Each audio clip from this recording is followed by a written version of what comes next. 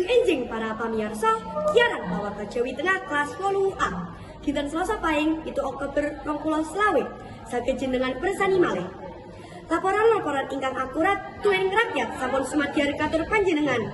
Antawisipun Presiden menurut polisi ngayomi tokoh agama, akeh kacilakan proyek infrastruktur di stop lan pemanasan tahun politik. Sareng kalian, kula Nayara Askaira Libi menika pawartos.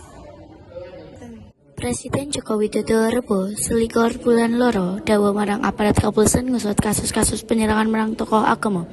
Sebab gari-gari iki timbul tindak kasar kang katujon marang ulama, pendeta lan biksu. Ing Tangerang sawane biksu aran Mulyanto ditutung supaya saka kampungan Jalaran ditunding ngimpun warga supaya ngrasuk Buddha. Kejaba kuwi ing sawetara panggonan uga timbul kasus penyerangan marang sawantara ulama dening pelaku sing diduga edan.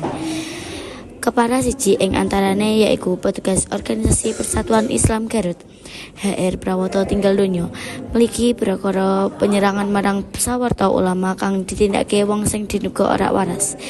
Yen eta-eta edan banjur sapa sing gerakake wong-wong mau sarta mengku karep apa. Kalbu ing Lamongan durung suwe iki, polisi ngundang ahli jiwa kanggo nitik pelaku kasebut bener-bener gendeng apa ora. Menteri Pekerjaan Umum Perumahan Rakyat Basuki Hadimujono Selasa 12 wulan loro mutusake nyetop kanggo sauntara wektu panggarapane proyek-proyek infrastruktur. Sebab 2 tahun pungkasan iki timbul sekawan welas kecelakaan kerja pagepokan karo proyek-proyek kasebut. Mligine dalan tol, kecelakaan kerja sing paling kerep yaiku jebloke girder enggo niwasake pekerjane. Kasus keri dhewe yaiku kecelakaan kerja ing proyek tol Bekasi Cawang Kampung Melayu. Basuki aweh kalonggaran marang Komisi Keselamatan Konstruksi kanggo ngaudit luwih dhisik proyek-proyek kasebut. Dene kok nganti ana kedadian kecelakaan tumaruntun.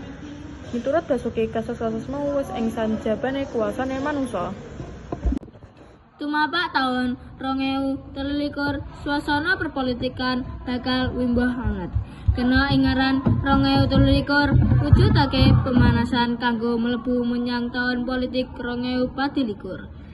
Ing tahun kasebut bakal dianakake pesta demokrasi bareng-bareng. Pemilu legislatif, pemilu presiden lan pilkada.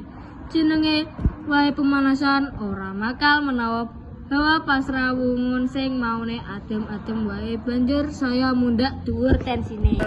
Pawartos kasebut ungkasi sesangar kita wonten ing Pawartos Jawi Tengah kelas 8A. Kanthi sesanti Jawi Jayanti anggen urip Jawi, mugi rahayu ingkang samiya pinanggih. Sugeng enjang lan matur nuwun.